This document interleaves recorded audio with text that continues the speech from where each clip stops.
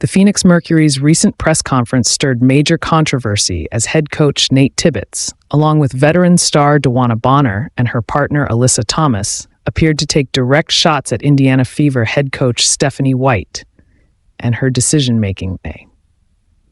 The Mercury, who dropped back down to the 8th seed after a tough loss, made it clear they believe coaching adjustments, or the lack thereof, play a big role in how games are slipping away. Bonner and Thomas hinted that White's in-game changes, especially second-half switch-ups, are hurting the Fever more than helping. Many fans saw their comments as subtle but pointed criticism of White's leadership.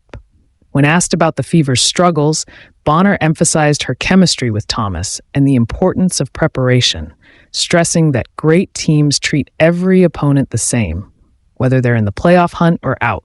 She added that the Fever's strategies were predictable and easy to counter, sparking speculation that Indiana's playbook had been exposed. Things heated further when Bonner suggested the Mercury knew everything the Fever were trying to run.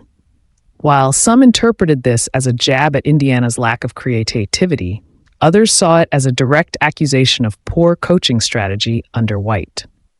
Bonner's comments fueled online chatter that she had become a spy of sorts, with inside knowledge of Indiana's system being used against them.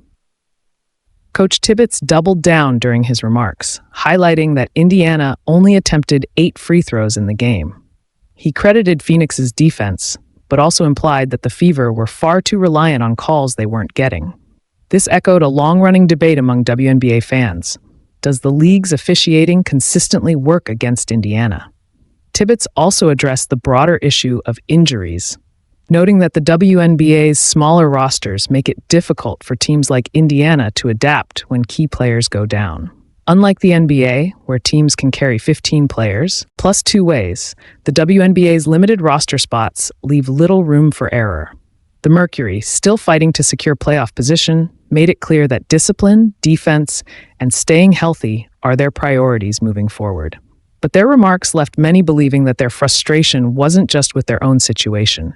It was also a pointed critique of Stephanie White's Fever, who remained plagued by inconsistency.